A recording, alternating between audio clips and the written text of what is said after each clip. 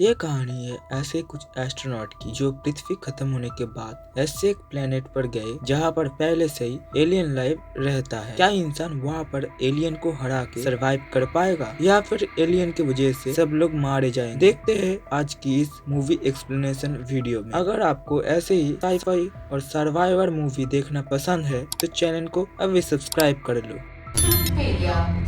Movie के starting में हमें दिखाया गया रिया को जो स्पेस शिप पर है, जहाँ पर उसे बहुत सी लोगों की लाशें मिली जिन लोगों को नहीं जानता। रिया एक लीवर को खींच के पहले बिजली को लाता है। कुछ देर बाद वो स्पेसशिप से निकल के बाहर गया जहाँ पर लोगों को वो बुलाने लगा पर कोई भी उसे नहीं मिलता। कुछ देर बाद उसे सांस लेने में दिक्कत आने लगी क्योंकि वो बिना स्पेस सूट के बाहर आया है। वहाँ पर हमें पता चला ये पृथ्वी नहीं कोई अलग ही प्लेनेट है। वो सांस लेने के लिए स्पेसशिप की तरफ जाने लगा। वो जैसे तैसे स्पेसशिप के अंदर जाके बाहर का दरवाजा बंद कर दिया जिस वजह से वो सांस लेने लगा। फिर हमें पास्ट की कुछ सीन दिखाया गया जहाँ पर रिया और उसकी दोस्त खाना खा रहे हैं और वहाँ पर बहुत बड़ा राज खुलता है। पहले जो लाशों को हमें दिखाया गया था वो उसकी दोस्तों का ही था पर वो सब लोग कैसे मरे वो हमें आगे पता चलेगा।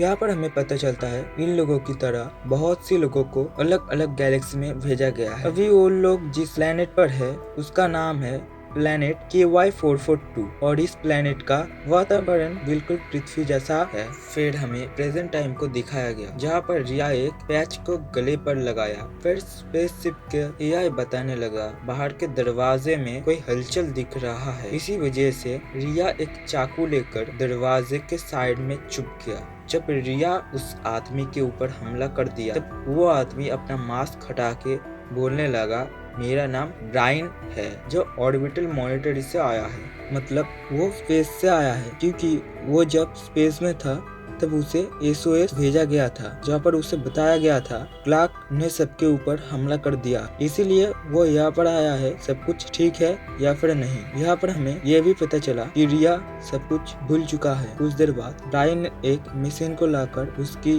घाव को ठीक करने लगा। रिया जब सो रही थी तब उसे डरावना सपना आया जहाँ पर उसे क्लार्क को देख पा रही थी। सीन शिफ्ट होकर दिखाया गया रिया सब लाशों को बाहर निकल रहा जहाँ पर उसे फिर से एक डरावना विजन दिख रहा था। स्पेसशिप पर जाने के बाद रिया कुछ कारणों से ब्राइन के ऊपर गुस्सा कर देती जिसके वजह से रिया बाद में उससे माफी भी मांगती है। फिर उसे एक कैची मिलता है और जिसे देखकर उसे फिर से एक डरावना विजन दिखने लगा। सीन काट होकर दिखाया गया बाहर की तरफ तूफान आया जिसकी वजह से ऑक्सीजन लीक हो रहा है। छेद रिफर करने के लिए दोनों ढूंढने लगा कहाँ पर ऑक्सीजन लीक हो रहा है। कुछ देर ढूंढने के बाद वो छेद उन्हें मिल गया। तब दोनों को झटका लगता है क्योंकि वो छेद तूफान की वजह से नहीं वो छेद इंसानों की वजह से हुआ है। मतलब स्पेसशिप में अभी कोई है जो उनपे जानलेवा हमला भी कर सकता है।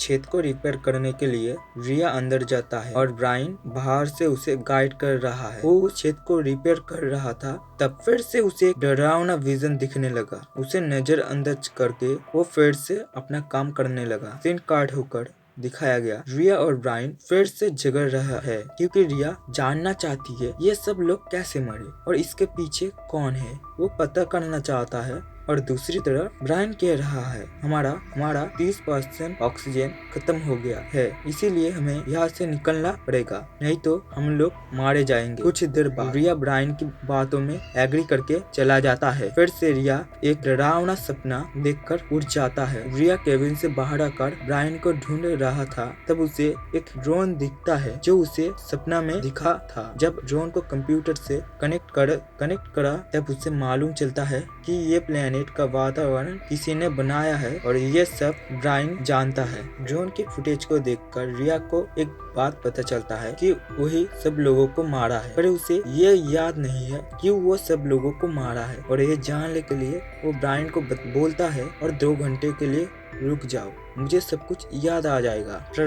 पर ब्राइन कह रहा है हमें ऑर्बिटल मॉनिटरिंग में पहुंचना है नहीं तो हम लोग मारे जाएंगे यहाँ पर। इसी बात से फिर से उनके बीच लड़ाई हो जाता है और हमें यहाँ पर पता चलता है इस प्लेनेट में एलियन है और इस प्लेनेट को ठीक भी किया जा सकता है इंसानों के रहने के लिए। कुछ देर बाद फिर से रिया को एक विजन आता है जहाँ पर वो सब लोगों को मारने लगता है क्योंकि सब लोग ज़ॉम्बी की तरह उसे मारने के लिए आ रहा है। विजन को देखते देखते रिया बेहोश हो जाती है। जब उसे होश आता है तब वो ब्रायन को ढूंढ रहा था। तभी उसे ब्रायन का लाश मिलता है। ऐसा लग रहा था वो कोई जीव ने उसे आधा खा लिया है। उसे देखकर रिया समझी बाती क्या हुआ है। तभी उस पर कोई हमला कर देता है। रिया पानी के नल को उसके हेलमेट के अंदर घुसा के उसे मार देता है। रिया सोच रही थी ये सब कोई पैरासाइट ने किया है, पर वो जब उसके बॉडी को स्कैन करता है तब उसे बॉडी के अंदर कुछ नहीं मिला। रिया ब्रायन के बॉडी को भी स्कैन करता है पर उसके अंदर कुछ भी नहीं मिला।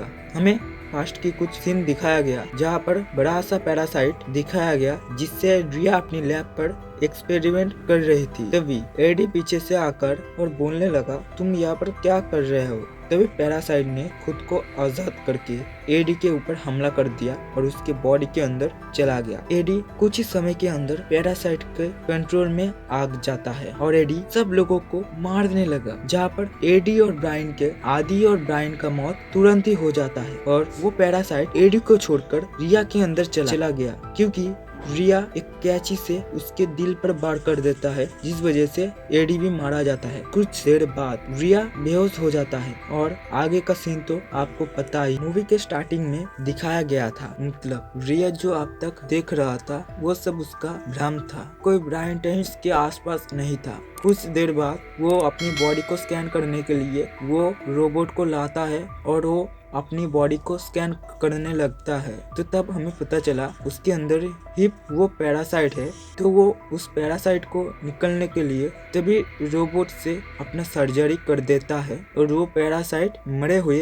ब्रायन के अंदर चला जाता है और रिया को जान से मारने की कोशिश करने लगा। तभी खुशकिस्मती से उसे फायर गन मिल जाता है और उससे पैरासाइट को जला चेंज होकर मार दिखाया गया और कहता है ब्रायन के स्पेसशिप में बैठकर उस ग्रह से निकल गया अनंत मल्टीवर्स में। और इसी सैड और हैप्पी एंडिंग के साथ ये मूवी यहीं पर खत्म हो जाता है। अगर आपको एक्सप्लेनेशन 1% भी अच्छा लगता है तो चैनल को अभी सब्सक्राइब कर लो।